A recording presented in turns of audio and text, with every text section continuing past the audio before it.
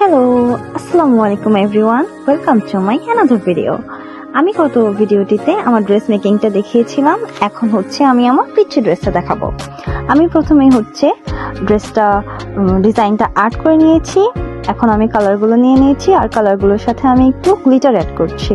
গ্লিটারটা আমি silver colour glitter use করেছি, তো এতে করে ড্রেসটা একটু শাইনি লাগবে।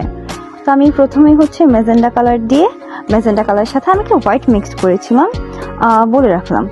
তো প্রথমে এই ড্রেসটা আমি মিডল থেকে শুরু করেছি। তো শেডিং করার জন্য আমি হচ্ছে দু একটা কালার নিয়েছি আর সাথে কালারগুলো মিক্সড করেছি।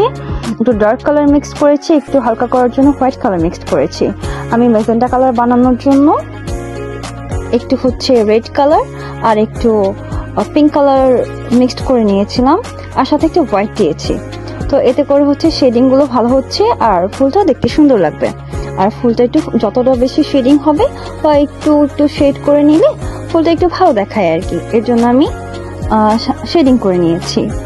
তো এখন দেখতে পাচ্ছেন প্রত্যেকটা রেনু বা প্রত্যেকটা হচ্ছে পাপড়িগুলো আমি শেডিং করে নিচ্ছি, কালার করে নিচ্ছি আস্তে আস্তে করে। আর এই ক্ষেত্রে আমার খুবই কেয়ারফুল থাকতে হচ্ছে, কারণ আমি একটু ভুল করেছিলাম। আমি পেন্সিল দিয়ে আর্ট না করে আমি একটু মার্কার ইউজ করেছিলাম। এর জন্য কালারগুলো করতে খুব একটু প্রবলেম হচ্ছে, কারণ পেন্সিল দিয়ে আর্ট করলে আমার কালারটা যদি ওভারড্র হতো বা হচ্ছে পেন্সিল উপর দিয়ে চলে যেত তাহলে এই ক্ষেত্রে প্রবলেম হতো না। যেহেতু আমি মার্কার ইউজ করেছি এর জন্য আমি যদি এদিক থেকে ওদিক হচ্ছি তো বোঝা যাচ্ছে যে একটু হয়ে গেছে গন্ডগোল। তো এর জন্য আমি খুব কেয়ারফুলি কালারগুলো দিয়ে নিচ্ছি। আর আমি এক্ষেত্রে যে উপরের ফুলটা আছে বা কর্নারের ফুলটা ওটাতে আমি একটু বেবি পিঙ্ক কালার ইউজ করেছি। বেবি পিঙ্ক কালারটা আমাদের খুব ভালো লাগে আর এখানে হচ্ছে একটু ডিফারেন্ট কালার বা একটু হালকা শেড দিলে এখানে ভালো লাগতো। এখন আমি যেখানে যেখানে পিঙ্ক হবে ওখানে পিঙ্ক দিয়ে নিচ্ছি। এখন দেখতে পাচ্ছেন যে হচ্ছে আমি আমার প্রজাপতিটাতে বাটারফ্লাইতে আমি পিঙ্ক কালার ইউজ করছি। যেখানে যেখানে আমার পিঙ্ক কালার দিতে ইচ্ছে হচ্ছে আমি দিয়ে নিচ্ছি আমার মতো করে। তো এখন আমি হচ্ছে পিঙ্ক কালারের কাজ শেষ হলে অন্য কোনো কালারের কাজ ধরবো। এই ক্ষেত্রে আমার খুবই সাবধান থাকা লাগছে, কারণ আমি চাচ্ছি না আমার কালারটা চড়ে যাক। আর যেহেতু হোয়াইট কালার ড্রেস সেক্ষেত্রে নষ্ট হতে পারে।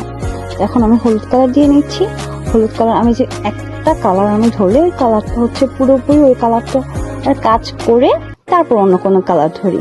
হলুদ কালারটা আমি করে নিচ্ছি আমার বাটারফ্লাইগুলোতে। আমি সুন্দর করে হলুদ কালারগুলো করে নিচ্ছি। এরপর আমি আরো শেডিং করব। আমি হচ্ছে আমার ইচ্ছে মতো হলুদ কালারটা জায়গায় জায়গায় দিয়ে নিচ্ছি আর একটু ভালো করে দিচ্ছি, যেহেতু ড্রেসে দেবো আমি যেন কালারটা সব দিকে ঠিকঠাক মতো বসে আর যেন এটা ছড়ে না যায় ওই দিকেও খেয়াল রাখতে হচ্ছে। এখন আমি গ্রিন কালারের কাজ ধরে নিয়েছি।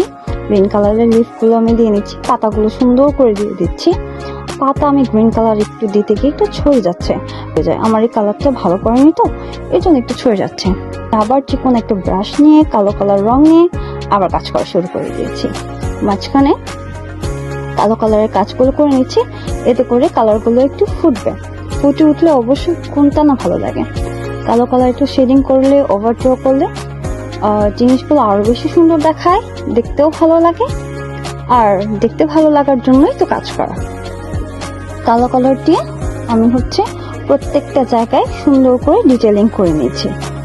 ডিটেলিং এর ক্ষেত্রে খেয়াল রাখতে হবে, ডিটেলিং করতে যেহেতু সাদা বা অন্য কালারেও অন্যদিকে কালো রং ভরানো যাবে না বা যেন ছড়ে যায় এরকম কোনো কাজ করা যাবে না।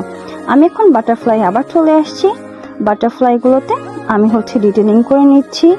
বাটারফ্লাইটা যত ডিটেলিং করা হবে তত বেশি সুন্দর লাগবে। বাটারফ্লাইয়ের একটা প্রান্ত যদি আমি সুন্দর করে না সাজাই তাহলে কি হয়? অবশ্যই হয় না। এর জন্য আমি একটু ভালো করে ডিটেল করছি। কিন্তু রং করা অত বেশি ভালো হয়নি, আমি এমনি একদম গন্ডগোল করে দিছি, বুঝতেই পারছো। এখন আমি একটু ঠিক করার চেষ্টা করছি আর কি। তো আমি বাটারফ্লাই তো এমনিতেই সুন্দর, খালি খালি রাখলে কি হয়? একদমই ভালো দেখায় না। এর জন্য আমি আমার মন মতো একটু কারুকাজ করে নিচ্ছি। কারুকাজ করতে আমার খুব ভালো লাগে। আমি পারি না, প্রথম থেকেই বলছি, আমি কথা বলতেও আটকায়, বিভিন্নভাবে আটকাচ্ছে, বিভিন্নভাবে করেই যাচ্ছি, চেষ্টা করছি।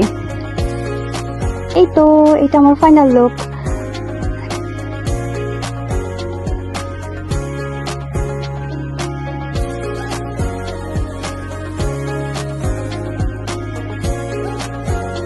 তো আমার পিচ্ছি।